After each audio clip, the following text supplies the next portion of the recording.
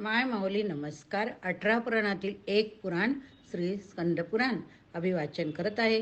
भाग 7वा, अध्याय 15वा. सुतनु नारद संवाद. देवर्षी नारद म्हणाले, मी राजा धर्मवर्माला म्हटले की तू मला देऊ केलेले हे सारे धन सध्या तुझ्याकडेच ठेव. मला जेव्हा ते लागेल तेव्हा मी तुझ्याकडून ग्रहण करीन. त्यानंतर मी येथे रेवत पर्वतावर आलो.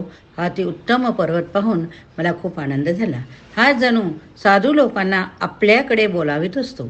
येथे अनेक उत्तम साधू राहतात. कोकिळेसारखे पक्षीगण तृप्त होऊन प्रसन्नतेने येथे राहतात. आपल्या गुरुकडे ज्ञानार्थी होऊन शिष्यगण निवास करीतात. मानव येथे येऊन तपश्चर्या करून आपले मनोरथ प्राप्त करून घेतात. भक्त भगवान महादेवाला प्रसन्न करून घेऊन कृतार्थ होतात. हे पार्था, मी येथे येऊन शीत सुरभित मंद वायूमुळे परमप्रसन्न झालो. तेव्हा मी विचार केला, आजपर्यंत मी कोणतेही स्थान प्राप्त केले नव्हते व आज हे प्राप्त झालेले स्थान अति दुर्लभ असे. तेव्हा येथे मी द्विजासाठी काही करावे. त्यासाठी मला परमयोग्य असे द्विज शोधून काढले पाहिजे. कारण शास्त्रकार सांगता, हीन व अपात्र शाला दान दिले गेले तर ते दानच फक्त नष्ट होते असे नाही, तर शेष पुण्य सुद्धा नष्ट होते. भूमी, गौ, भोग, सुकर्ण, सुवर्ण, देह, अश्व, चंदन, वस्त्र, धृत, तेज, तीळ, प्रजाही नष्ट होते. म्हणून विद्वानाने प्रतिग्रह घेताना विचार करून घ्यावा, नाही तर तो चिखलात रुतलेल्या गायीप्रमाणे संकटात सापडतो. म्हणून परम गूढ तपश्चर्या करणाऱ्या, गुढस्वाध्यायाची साधना करणारे, एकपतिव्रती शांत वृत्ती असणारे अशा विप्रांना दिलेले दान अक्षय होते. देश व काल यांचा विचार करून श्रद्धेने सत्पात्री केलेले दान संपूर्णपणे धर्मलक्षणीय होय. विद्या व तपश्चर्या ह्या दोनच गोष्टी विचारात घ्यायच्या नसतात. यांच्याबरोबरच सतचरित्रही हवे. अर्थात विद्या ही प्रधान कारण. तिच्या विना दान म्हणजे डोळे असून आंधळे असल्यासारखे होय. असा सर्व विचार करून मी महर्षीच्या आश्रमात गेलो. तेथे हा श्लोक गाऊ लागलो. त्यानंतर मी 12 प्रश्न विचारले. या सर्व प्रश्नांची वास्तव उत्तरे देणारा जो विप्र असेल त्याची मी पूजा करीन, असा त्या श्लोकाचा मती अर्थ होता. अशा प्रकारे गात मी समस्त भूमी भ्रमण केली, पण कोणीही विप्र मला योग्य असा मिळाला नाही, जो तो मला नमस्कार करून व ते आपले प्रश्न फार दुःख देणारे आहेत असे म्हणून पुढे निघून जाई. हिंडत मी हिमालय पर्वतावर गेलो. तेथे चिंताग्रस्त होऊन बसलो. माझ्या मनात चिंता उत्पन्न झाली की मला योग्य असा विप्र कोठे बरे भेटेल. असाच विचार करीत बसलो असता मला एकदम आठवले की मी अध्याप कलाप ह्या गावी गेलो नाही. या गावीत श्रुतीचे अध्ययन करणारे 84,000 द्विज निवास करीत आहे. ते सर्वजण जणू काही मूर्तिमंत तपच होत. या गावी मला जायलाच हवे. हा विचार मनात आल्याबरोबर मी तेथून निघालो. आकाशगामी होऊन मी तेथे जाऊन पोहोचलो. ते गामरत्न मी पाहिले. ते 100 योजने विस्तारांचे ग्राम अनेक प्रकारच्या वृक्षांनी विभूषित असे होते. त्यांच्या छायेत परमपुण्यशाली महापुरुषांचे श्रेष्ठ आश्रम होते. त्या आश्रमातील सर्व जीव परस्परांवर प्रेमभाव ठेवत असत.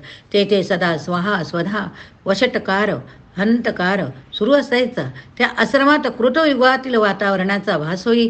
सूर्यचंद्र यांच्या वंशातील लोक तेथे विद्यमान होई. अशा त्या ठिकाणी मी प्रविष्ट झालो. तेथे अनेक द्विजोत्तम वृंद वेद चर्चा करीताना दिसले. ते जणू काही साक्षात वेदमूर्तीच होते. खूप शास्त्रे तत्वे यांचे चिंतन तेथे चालू होते. तेथे गेल्यानंतर मी त्या समस्तांना विचारले, आपण ज्ञानशील आहात, आपण माझ्या प्रश्नांची उत्तरे मला द्या. तेव्हा ते तयार झाले. ते म्हणाले, आम्हालाही काही नवीन ज्ञानाचा लाभ त्यामुळे होईल. आपण कितीही प्रश्न विचारा. म्हणून मी त्यांना माझे ते 12 प्रश्न विचारले. ते ऐकून ते विप्र म्हणाले, बस हेच का ते आपले प्रश्न?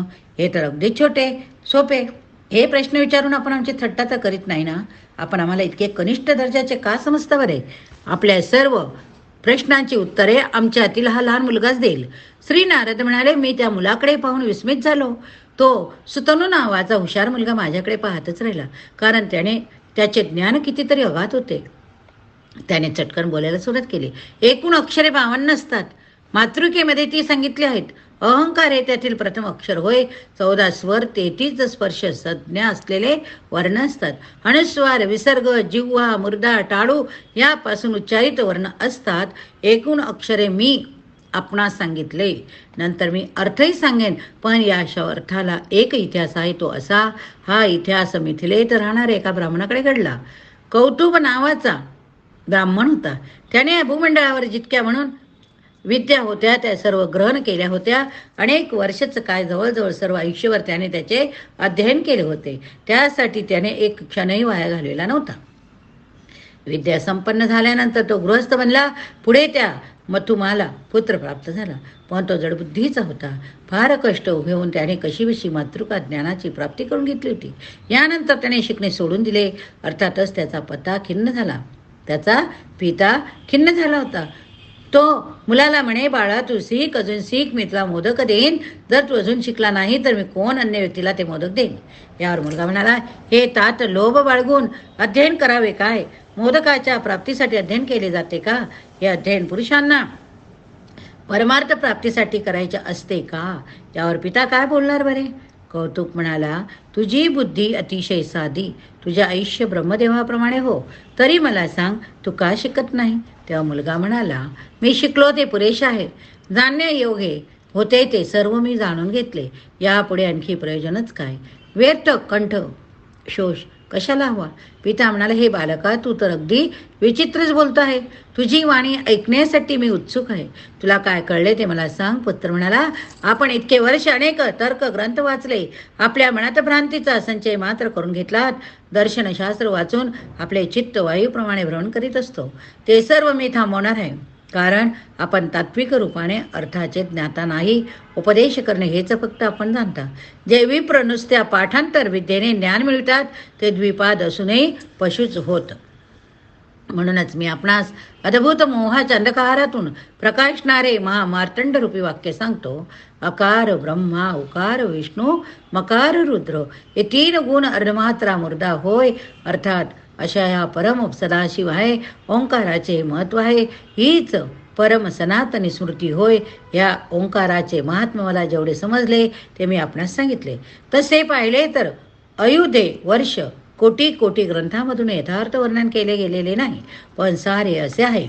अकार आदी व अंत, हे अंती असते. हे 14 स्वर म्हणजेच 14 मनोगण होत. वैवस्वत क्षकार कृष्ण असतो. ककारापासून उकाराच्या अंतापर्यंत 12 आदित्य होय. त्यांची नावे धातो, मित्र, अर्यमा, शक्र, वरुण, अंशु, भोग, व्यवस्थान, पूषा, सविता, त्वष्टा, विष्णू होत. विष्णू हा सर्वात जगद्यज म्हणजे शेवटी उत्पन्न झालेला, पण गुणात अधिक असा आहे. डकारापासून बकारापर्यंत 11 रुद्र आहेत. ते असे कपाली, पिंगल, भीम, विरूपाक्ष, योजित, योहित, अजक, शासन, शास्ता, शंभू, चंड, भव. मकारापासून शकारापर्यंत 8 वसुगण आहेत. सकार व हकार हे दोघी अश्विनी कुमार असे ते 33 देवगण. अनुस्वार, विसर्ग, मूर्धन्य, जिवाग्र हे 4, जरा, युज, अंडज, स्वदेज, उद्भिज असे 4 सांगितले गेले. हा भावार्थ झाला. आता तत्वार्थ. जे लोक देव न मानता क्रियेत मग्न असतात ते अर्ध मात्रात्मक 3 असतात. मन, वाणी, कर्म यांच्याद्वारे देवांचे यजन केले जाते, तेव्हा 4 प्रकारच्या जीवांचे परिमोचन होते असे हे देवगण सर्व शास्त्रात मानतात. सर्वत्र स्रोत वैदिक मार्गात हे प्रतिष्ठित असतात. जे वेदांना डावलून तप, धन, तप, जप, जमा करतात ते दुष्ट आत्मा असणारे वायुमार्गाप्रमाणे कंपित होतात. सुतनू म्हणाला, आपल्या पुत्रांचे बोलणे ऐकून पिता अतिशय विस्मित झाला. नंतर पित्याने अन्य बरेच प्रश्न पुत्राला विचारले. त्याने त्यांची यथार्थ उत्तरे दिली. हे नारद मुनी, आपल्या प्रथम प्रश्नाचे उत्तर झाले. आता दुसरा प्रश्न घेऊया. 5 भूते पृथ्वी, जल, तेज, वायू, आकाशी होत. कर्मेंद्रिय 5, ज्ञानेंद्रिय 5, यांचे विषय 5, मन, बुद्धी, अहंकार, प्रकृती, पुरुष हेही 5, असे 25 तत्वाने परिपूर्ण असते ते सदाशिव. या 5 पाचांपासून निष्पन्न ते गृह, त्याला देह मानतात व तो देह तत्वांनी शिवाला प्राप्त करून घेतो. वेदांतवादी बुद्धीलाच अनेक रूपांची स्त्री मानतात.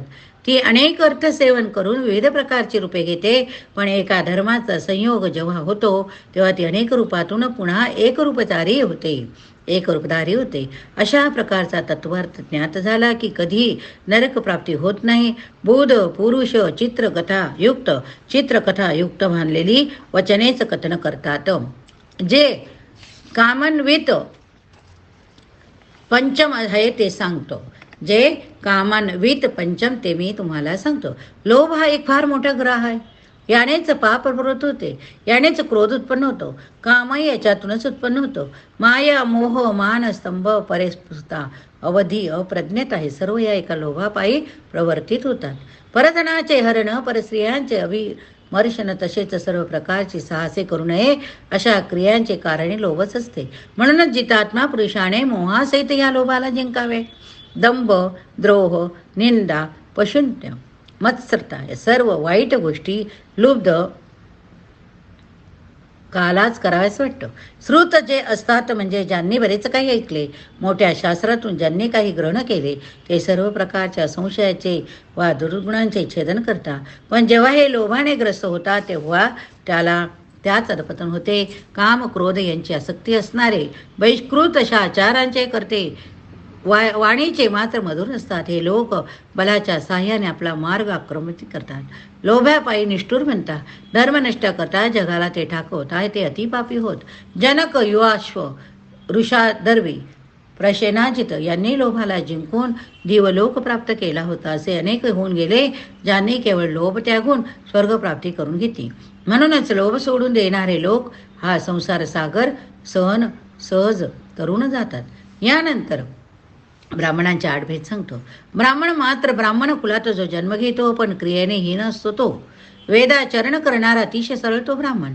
क्षत्रिय जो परम निभूत सत्यवचनी वेदांच्या एका शाखेचे कल्पासह षडंगाचे अध्ययन करणारा धर्मवेत्ता असा अनुधान वेद शास्त्र तत्व अशात पूर्ण ज्ञाता शुद्ध आत्मा असणारा श्रेष्ठ श्रोतियान प्राज्ञ असा.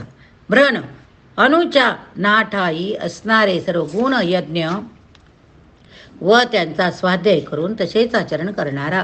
ऋषिकल्प जितेंद्रिय वैदिक लौकिक सर्व ज्ञान प्राप्त केलेला, आश्रमात राहणारा, स्वतःवर पूर्ण नियंत्रण ठेवणारा तो.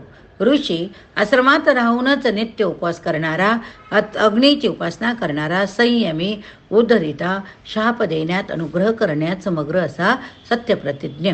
मुनी सर्व प्रवृत्तीची निवृत्ती केलेला, सर्व तत्वे पूर्णपणे जाणणारा, ध्यानमग्न असणारा, दमनशील, सुवर्ण आणि माती यांच्या ठाई समभाव ठेवणारा तो. अशा प्रकारे अंशविद्या चरित्राचरण यांनी युक्त त्रिशुक्ल अशी पूजा करण्यास पात्र असतात. आता युगादीबद्दल श्रवण करा. कार्तिक मासातील शुक्ल पक्षाची नवमी अक्षय नवमी म्हणून ओळखली जाते. हीच कृतयुगाची सुरुवात होय. वैशाख शुद्ध तृतीया म्हणजे अक्षय तृतीया या दिवशी त्रेतायुगाला आरंभ होतो. माघातील पौर्णिमा द्वापाराचा आधी दिवस होय. बुधजन म्हणतात की नमस्य मासातील कृष्ण पक्षाच्या त्रयोदशीला कलियुगाचा आधी दिवस मानला गेला. हे सर्व आधी दिवस शुभ मानून दानास योग्य असे युगात केले जाणारे दानांचे फल या आधी दिवसांच्या एका दिवशी केलेल्या दानवहनाचे प्राप्त होते. आता मनूचे आधी दिवस सांगतो. अश्विन शुद्ध नवमी, कार्तिक द्वादशी, चैत्रातील तृतीया, भाद्रपदातील तृतीयाच, फाल्गुनाच्या अमावस्या, पौषातील एकादशी, आषाढ दशमी, नाग सप्तमी, श्रावण अष्टमी, आषाढी पौर्णिमा, कार्तिकी, फाल्गुनी आणि चैत्री ज्येष्ठ मासातील पौर्णिमा या मन्वंतराच्या आधी तिथी होत म्हणून त्या शुभ होत. दिवाकराने अगदी प्रथम रथाची प्राप्ती केली. विप्रमणाला ती माघातील रथसप्तमी होती म्हणून तिचे महत्त्व अनन्य आहे.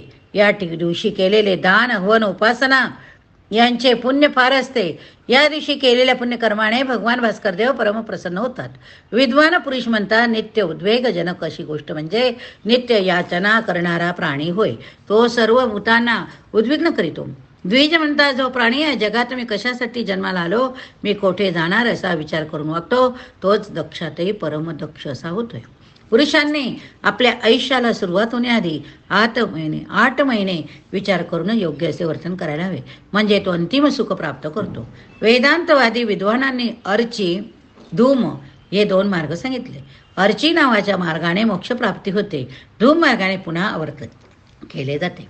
2 मार्गाव्यतिरिक्त तिसरा मार्ग म्हणजे पाखंडी मार्ग. जो देव मानत नाही, अनुसूचित धर्मही मानित नाही, तो या मार्गावरून जात असतो. या ठिकाणी हा भाग संपवूया. पुढील भागात शिवपूजन महात्म्य वर्णन आपण ऐकूया. हर हर महादेव शंभो, हर हर महादेव शंभो.